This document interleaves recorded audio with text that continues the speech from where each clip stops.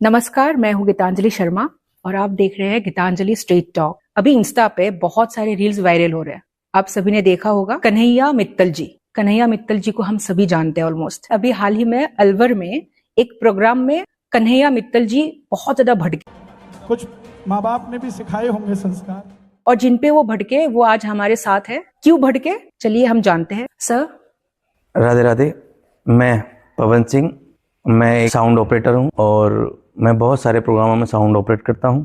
तो सर आप हमें बताइए उस दिन हुआ क्या था। जैसे कि मैं उस दिन साउंड ऑपरेट कर रहा था, कन्हैया मित्तल जी का प्रोग्राम था, उनकी टीम आई, सबको साउंड मैनेज किया। हालांकि मैंने उनके मैनेजर को बहुत पहले ही बोल रखा था कि या तो अपना साउंड ऑपरेटर लेकर के आना या फिर अपना मंच के लिए साउंड लेकर के आना, पर उन्होंने मेरी बात का कोई रिस्पॉन्स नहीं रखा। फिर भी मैंने सब कुछ मैनेज करके बहुत अच्छा किया और बहुत अच्छा प्रोग्राम चल रहा था। कन्हैया मित्तल जी उस दौरान आए और उन्होंने बहुत अच्छे 2 भजन गाए। उस बीच में पता नहीं कन्हैया मित्तल जी को क्या परेशानी हुई, वो मेरे से बोलते हैं कि आपने मुझे साउंड टेस्टर समझ रखा है क्या, मैं साउंड का टेस्टर हूँ आपके साउंड का। तो ये सारी बातें चलती रहीं, काफ़ी देर हो गई। तो बोलते हैं कि आपने प्रोग्राम लिया है तो उसकी जिम्मेदारी निभाई है। तो मैंने उनसे कुछ भी नहीं कहा। थोड़ी देर बाद उन्होंने बोला कि उनको मेरे पता नहीं क्या इशारे ऐसे लगे, तो उन्होंने कहा कि गंदे गंदे इशारे कर रहा था, आपके माता पिता ने आपको तमीज़ नहीं सिखाई। और कन्हैया मित्तल जी जब गा रहे थे या जब बोल रहे थे उनकी आवाज आ रही थी, तो वो क्यों बार बार कह रहे थे कि उनकी आवाज नहीं आ रही थी? एक्चुअल में प्रॉब्लम क्या थी सर? प्रॉब्लम कुछ भी नहीं थी। अगर साउंड में प्रॉब्लम होती तो आवाज़ आती कैसे, लोगों तक जाती कैसे? और जो वीडियो बन रही हैं तो उसमें आवाज़ प्रॉपर आ रही है ना सबको। अगर मैं साउंड बंद कर देता या साउंड से हट जाता तो ना ही तो आवाज़ आती उनकी, ना ही वो कुछ बोल पाते। और जो वीडियो लोगों ने बनाई है ना ही उस वीडियो में किसी की आवाज़ आती। तो मैंने साउंड जब तक मैं यानी किसी का साउंड, सबका एक सम्मान है। कन्हैया मित्तल जी भी बहुत सम्मानीय, बहुत बड़े गायक हैं। तो मैं अगर उनका साउंड बंद कर दूं तो वो बहुत बेइज्जती वाला कार्यक्रम हो जाता। तो मैंने उनका साउंड नहीं बंद कर सकता था। बहुत सम्मानीय है, मैं भी इज्जत करता हूँ। और मैं तो अभी कुछ दिनों से उनको सुन रहा हूँ, तो इतने अच्छे भजन और इतने अच्छे कार्यक्रम करते हैं वो। अभी मैंने देखा उनका एक वीडियो कि 1 रुपये में खाना फ्री और रहना फ्री है, तो बहुत अच्छा काम है उनके लिए और बहुत सम्मानीय है। मैं तो इतना ही कहूँगा। पर उनको थोड़ी सी कुछ पता नहीं क्या लगा उनको ऐसा कि इस आवाज़ नहीं आ रही है। और आपकी एक वीडियो बहुत वायरल हुई है, काफी इमोशनल नजर आए आप उसमें। तो आपको क्या हर्ट हुआ? आपको ऐसा क्या फील हुआ कि यस मैं तो अपना काम अच्छे से कर रहा था, बट ये कन्हैया मित्तल जी मुझे ऐसा क्यों बिहेव कर रहे? ऑब्वियसली आपको दुख हुआ होगा। बहुत। मुझे कन्हैया मित्तल जी की बात से, बहुत सारी बातों से कोई दुख नहीं हुआ। और जहाँ माता पिता की बात आती है ना, वहाँ सबको दुख हो जाता है, या मैं हूँ या आप हूँ। ऑब्वियसली अगर कोई आपके माता पिता के बारे में बोलेगा तो सभी दुखी हो जाएंगे। और ऐसे माता पिता जिसने देखा ही नहीं हो अपने माता पिता को, तो सभी मतलब कि हर्ट हो जाएंगे उस समय। और आपको एक सच्चाई में बताऊं कि उस दिन तो बहुत इमोशनल था। जो मेरी वीडियो चल रही है तो मैं उसमें रो गया था। अब मैं उस दिन से अब तक मैं ये सोच रहा हूँ कि तक मतलब कि आप समझो कि मेरे पास फोटो तक नहीं है अपने माता पिता का, तो कैसा लगेगा मुझको। मतलब उस दुख से मैं निकल भी नहीं पा रहा हूँ बाहर। माता पिता को तो हालांकि मैंने देखा ही नहीं।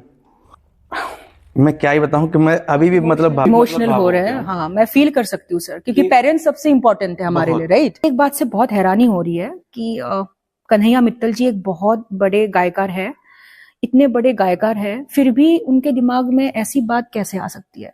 Like how? आप किसी के साथ कैसे बिहेव कर सकते हो? आप इतने बड़े मंच पे हो, आपको पता होना चाहिए आप किसी भी इंसान के साथ ऐसे बिहेव नहीं कर सकते हो। बिकॉज मेरे को ऐसा लगता है सर, सोसाइटी में कैसे भी लोग हैं, राइट? स्टेटस कोई भी हो, लेकिन आप अपने स्टेटस नीचे नहीं गिरा सकते हो। आपको पता होना चाहिए आप कैसे बात कर रहे हो, चाहे आपसे वो ऊपर हो या नीचे हो। आप किसी को दुखी नहीं कर सकते हो अपने बातों से। तो आपको कैसा फील हुआ कि मैंने तो कुछ किया ही नहीं? देखो, कभी कभी कोई इंसान ना बहुत गुस्से में होता है, अंदर से आ जाता है। कभी कभी कुछ ऐसी बातें होती हैं जो बहुत टेंशन वाली दिमाग में घूम रही होती हैं, तो वो एक गुस्सा, एक घड़ी ऐसी आती है कि कहीं भी निकल जाती है। तो हो सकता है कि वो गुस्सा मेरे ऊपर निकल गया हो। क्योंकि आज तक ना सब लोग जो सिंगर हैं या कोई भी है या कोई एक तबले वाला भी है, तो क्या कहता है कि केवल साउंड वाला। अगर आप समझो क्या एक वीडियो बना रहा है, कोई वीडियो शूट कर रहा है और उसकी ऑडियो में यानी उसकी वीडियो में ऑडियो नहीं गया है, तो कमी किसकी हुई? केवल साउंड वाले की। तबले वाले को आवाज़ नहीं मिली प्रॉपर, तो कमी किसकी? केवल साउंड वाले की। तो ऐसी बहुत सी बातें, तो हम किसी का मुंह बंद नहीं कर सकते कि भैया आप ऐसे मत बोलो हमारे बारे में। सबका एक, उन्होंने अपने मैनर्स से बोल दिया, तो मैंने एक छोटी सी वीडियो डाल करके अपने मैनर्स से बोल दिया, पर उनका बहुत सम्मान रखा मैंने।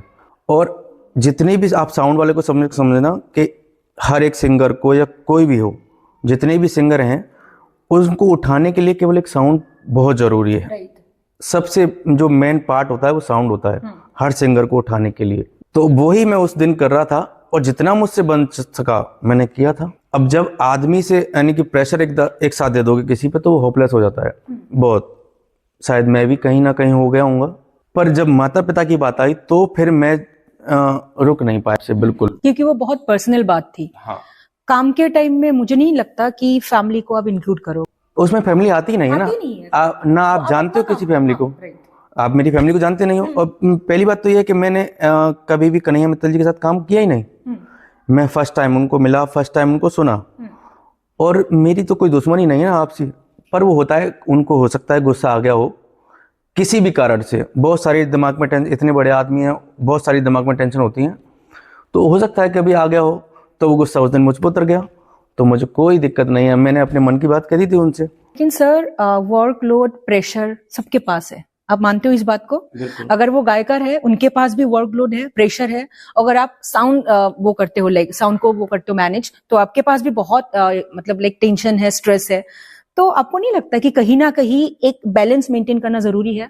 साउंड की जो सीट है ना वो इतनी मतलब कि हार्ड है कि उस पर बैठ जाए ना आदमी तो उसको ये समझो कि एक दिमाग अपना ना बिल्कुल साउंड पे फोकस करता है जब तक उनका प्रोग्राम चलेगा, कि मुझसे कहीं भी कोई कमी नहीं हो जाए। यानी कि वो सीट को छोड़ के जा भी नहीं सकता कहीं भी, 2 मिनट के लिए भी कहीं गया तो प्रोग्राम बिल्कुल ख़राब। तो हम किसके लिए कर रहे हैं? आप लोगों के लिए ना। हमको तो मिलना उतना ही जितना है मिलता है, बाद बाकी तो सब आपका ही है। तो हम इतना अच्छा प्रोग्राम आपके लिए करते हैं तो इतनी इज्जत भी हमको मिलनी चाहिए, थोड़ी बहुत तो हमारे लिए बनती है ना। पर घर तक किसी को नहीं पहुंचना चाहिए। वो घर तक पहुंच गए कोई बात नहीं है। आपने मेरे माता पिता के बारे में कहा, पर संस्कार नहीं है मेरे माता पिता ने दिए। मुझे मन लगता है कि नहीं दिए होंगे, जब थे ही नहीं तो देंगे कहाँ से। पर मैंने जिनसे संस्कार लिए ना वो इन सब संतों के साथ रह करके लिए, जो वृंदावन के संत है ना उनके साथ मैं चला हूँ, सारे संतों के साथ।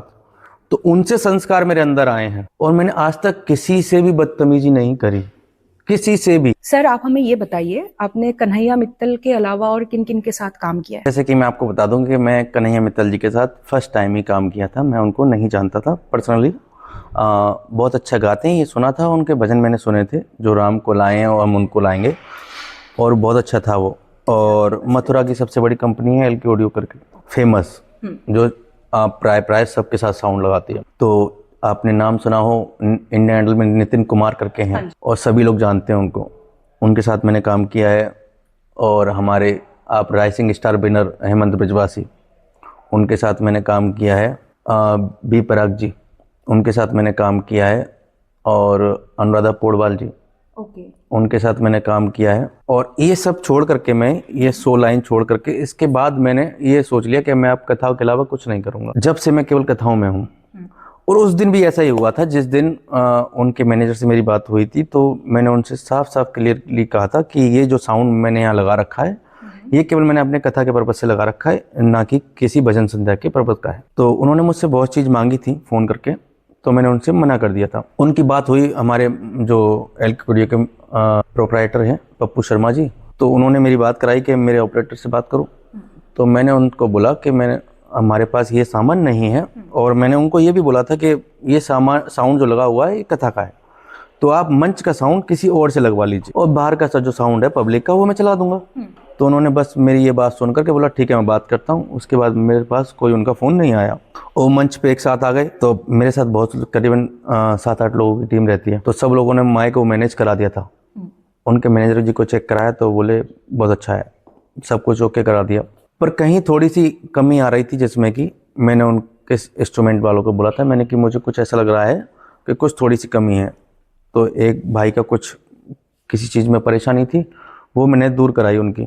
तो उसके बाद सब ओके था। और आप अगर स्ट्रेस की बात करें कि एक साउंड वाले के दिमाग में कितनी टेंशन रहती है, तो केवल वो एक साउंड वाला ही जान सकता है, और इसके अलावा किसी को नहीं पता कि उसके दिमाग में क्या क्या चलता है उस समय। और ना ही मैं ये प्रेजेंट कर सकता हूँ आपके सामने कि क्या मेरे दिमाग में चल रहा है। हाँ, उस फेज पे आप ही थे और आपको ही पता है सारा, राइट? तो आप क्या मैसेज देना चाहते हो सोसाइटी को? मेरा मैसेज यही है कि अगर किसी भी ऑपरेटर से अगर आप प्यार से कहेंगे कि सिर्फ ऑपरेटर नहीं, हर किसी से, राइट? प्यार से कहेंगे कि मेरा माइक बढ़ा दीजिए या अपना तबला थोड़ा सा ऊपर कर लीजिए, तो सब बहुत अच्छा करके चलेंगे। बहुत अच्छा मतलब कि आपके लिए बहुत अच्छा। अगर आप किसी को गुस्सा कर देंगे ना तो वहाँ पर होपलेस हो जाता है, यानी कि आप हो तो मेरे लिए मालिक ही ना, तो जब मालिक गुस्सा कर देगा किसी पर तो होपलेस हो जाता है आदमी। और इतने सारे ऑडियंस भी और फिर करीब लाखों की पब्लिक में देख रही है ना, तो वो ये सोचता है कि ये पब्लिक मुझे देख रही होगी तो ये क्या कहेगी, फोकस आपके ऊपर है हाँ, उससे। तो वो कहेगी साउंड वाले ने सब कुछ बिगाड़ दिया हमारा। तो बिल्कुल उसके यानी कि कुछ दिमाग ही काम नहीं करेगा। अगर उससे आपने किसी से प्यार से कह दिया तो उसको अंदर से ऐसा लगेगा कि वो मुझसे बहुत अच्छे से बोल रहे हैं, तो इतना अच्छा करके चलेगा कि मतलब कि आप सोच भी नहीं सकते। और रिस्पेक्ट सबके लिए, बिल्कुल है, सबकी है, सबकी है। ऐसा नहीं है कि कोई गायकर है तो और मैं भी अभी भी मैं मतलब कि कन्हैया मित्तल जी की बहुत रिस्पेक्ट कर रहा हूँ और बहुत करूंगा हमेशा। उनसे मुझे कोई गिला शिकवा नहीं है। तो सर अभी मैं आपसे एक लास्ट सवाल पूछूंगी। जो भी कन्हैया मित्तल जी ने बोला आपके लिए, माँ बाप के लिए, ठीक है, आप क्या चाहते हो उनके तरफ से? आप क्या चाहते हो? मैं उनकी तरफ से कुछ नहीं चाहता हूँ, और जैसा कि मैं उनके कमेंट्स बहुत सारे पढ़ रहा था, तो ऐसा भी कन्हैया मित्तल के लिए, कन्हैया भैया के लिए कुछ नहीं बोलना किसी को भी, क्योंकि बहुत ऊंचे लेवल के और बहुत सम्माननीय व्यक्ति हैं। और कुछ नहीं चाहूँगा, बस कि सबका सम्मान करें, वो सब एक घर जैसे हैं। तो अगर कन्हैया मित्तल जी से मैं रूठ गया हूँ, सपोज दैट कि अब जैसे मेरे माँ बाप नहीं है, वो मुझसे बड़े हैं, तो मैं चाहूँ, अब मैं समझ लूंगा कि मेरे पिताजी जैसे हैं। तो अगर बेटा रूठ गया तो बाप का फर्ज है मनाना उसको, और बाप रूठ जाए तो बेटे का फर्ज है मनाना। तो मैं अच्छा ये भी नहीं कहूँगा कि कन्हैया मित्तल जी मुझसे ये कहें कि मैं सॉरी, नहीं नहीं, बिल्कुल भी नहीं। ऐसा तो मेरे मन के मैं जीवन में नहीं आ सकता है। अभी अलवर में जो विवाद हुआ उसके बारे में डिटेल में हमने सुना पवन सिंह जी से। कभी अगर मौका मिले तो हम चाहेंगे कन्हैया मित्तल जी भी आए और उनके पॉइंट ऑफ व्यू सुने हम। Thank you so much for watching the video. मिलते हैं अगले एपिसोड में।